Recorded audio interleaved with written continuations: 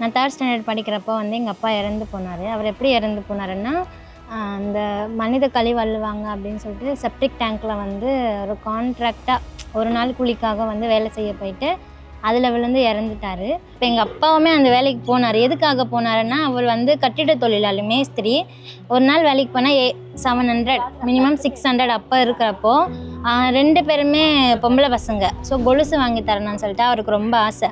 So அப்போ போனால் வந்து ஒரு 1000 ருபீஸ் வரும், இல்லை 2000 வரும். வந்துருச்சுன்னா 2 பேரும் கொலுசு வாங்கி தரலான்னு சொல்லிட்டு போகிறப்பே வந்து கடையில் சொல்லி வச்சுட்டு போயிருந்தார். பக்கத்தில் இருக்க சேட்டு கடையில், இந்த மாதிரி நான் வேலையை முடிச்சுட்டு வரப்போ வந்து எனக்கு 2 கொலுசு வேணும்னு சொல்லிட்டு எந்த கொலுசுனா பார்த்து வச்சுட்டு போயிருந்தார். இன்னும் எங்கள் அப்பா அம்மா எல்லாம் முடிச்சுட்டு எங்கள் அண்ணனுங்க எல்லாம் பண்ணுறாங்க. எங்கள் பெரிய அதான் அவங்க ஜென்ரேஷன்லேருந்து அப்படியே அப்பா அம்மா முடிச்சிட்டு பிறகு அவங்க மகனுங்க பண்ணுறாங்க. இப்போ கொஞ்சம் வந்து நாங்கள் வந்து என் பசங்களை படிக்க வச்சதுனால வந்து அந்த வேலைக்கு அவங்க போக மாட்டாங்க. நெக்ஸ்ட்டு ஜென்ரேஷன்ன்றது வந்து அவங்க பசங்களை வந்து அவங்க இன்னும் நல்லா படிக்க வைக்கணுன்னு தான் யோசிப்பாங்களே தவிர இப்போ கொஞ்சமாக மாற்றத்தை காண முடியுது.